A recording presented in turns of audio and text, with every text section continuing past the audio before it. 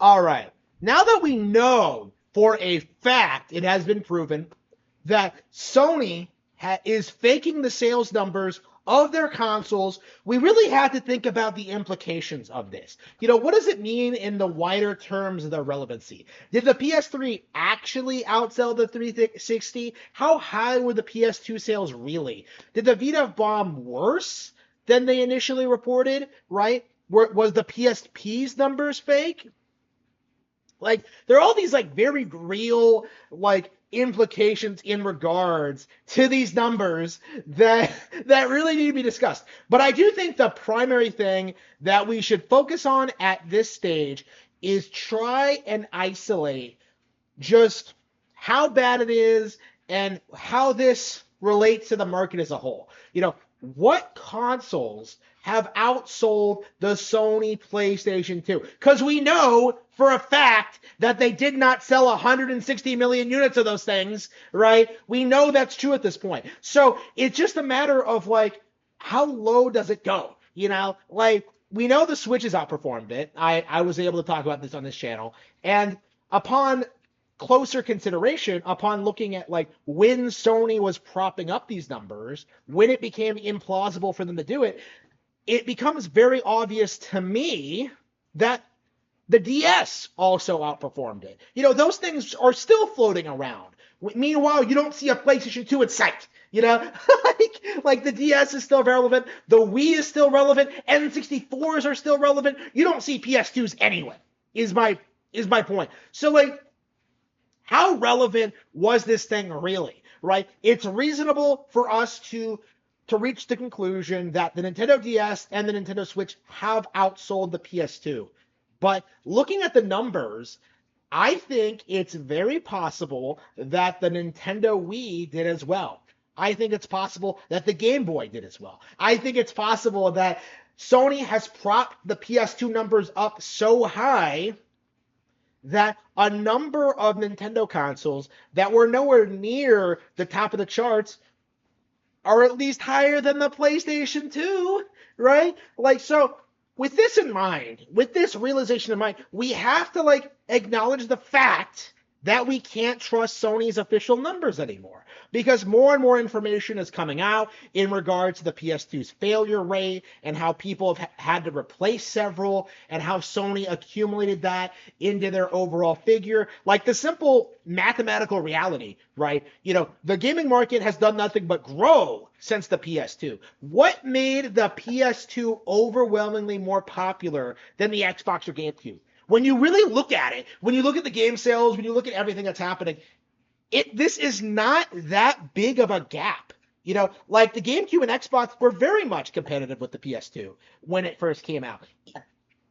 This idea that like PS2 was like miles ahead of them just seems like a complete and total cope, right? Plenty of people had an Xbox and plenty of people had a GameCube. Most people had like all three platforms from my recollection. So this idea that the PS2 specifically was dominating the console sphere because of the DVD player. The fact that we even talk about that at all, the DVD player, that should in and of itself like kind of address the core problem with the PlayStation brand as a whole, is that it was never about the games. It was always about like the FMV, the multimedia features, the discs, right? It had nothing to do with like what was actually available on the platform. And the game sales reflect that. When you actually look at the highest selling titles on PlayStation 2, you see a lot of Grand Theft Auto and you see a lot of Gran Turismo. And although those games were popular, they would not propel a console into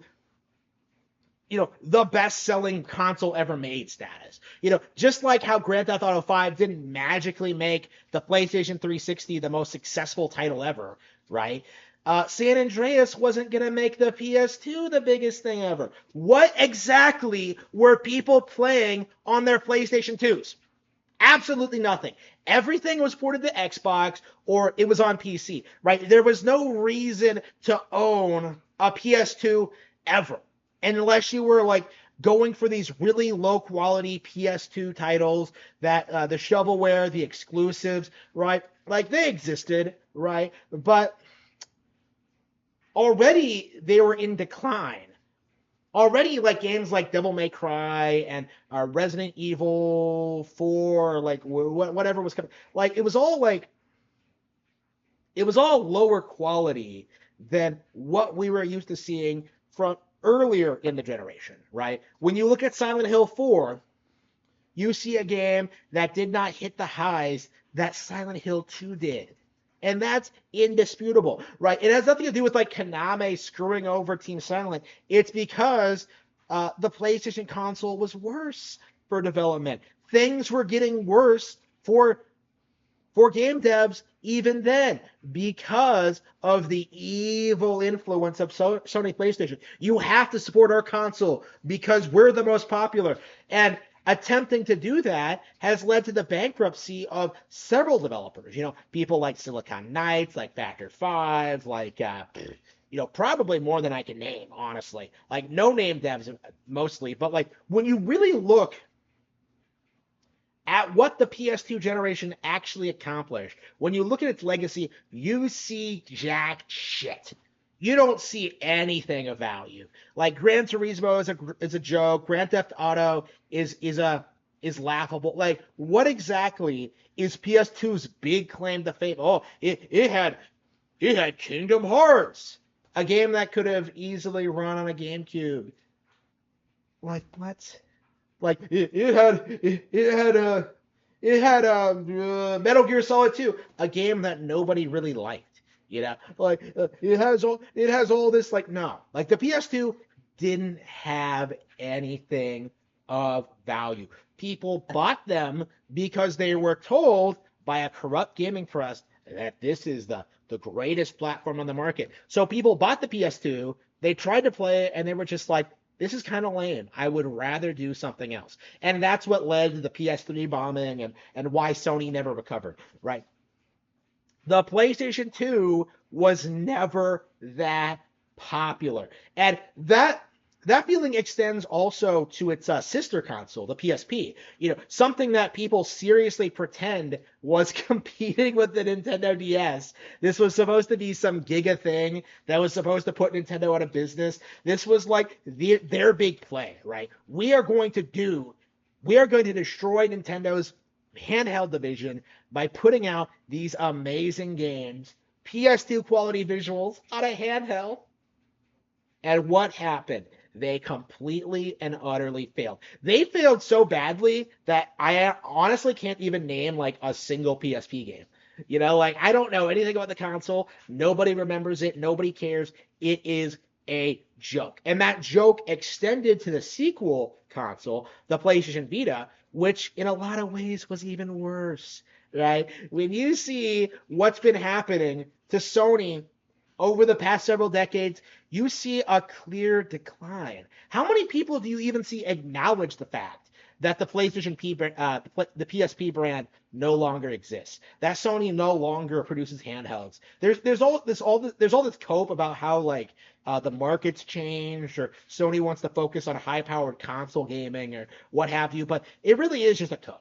Like when you get right down to it, Sony was driven out of this space because they could not be competitive. And now the same thing is happening to their console brand, which is why they are so obsessively trying to protect their image of having the most popular console ever, right? The PS2. This is why they're going to such great lengths lying about the sales numbers. This is why they refuse to talk about the PSP and the Vita and like the dwindling PS5 sales. It's why it's like they have to keep up this facade for as long as they possibly can.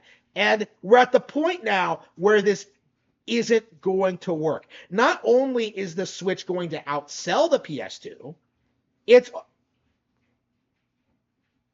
we are going to see Nintendo continue to build off of that success.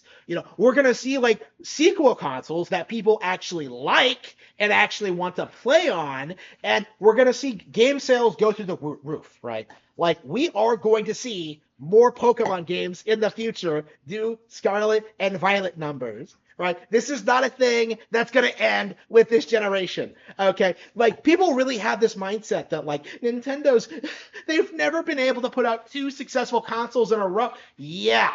because back then Sony had complete control over everything and was ruining their image worldwide. And now that that's no longer possible, considering the change in culture, like Sony isn't going to be able to do jack shit. Just like they weren't able to protect Pocket Pair, just like they weren't able to defeat Breath of the Wild with Horizon Zero Dawn, just like they weren't able to make Knack a thing, Sony is not going to stop what's coming.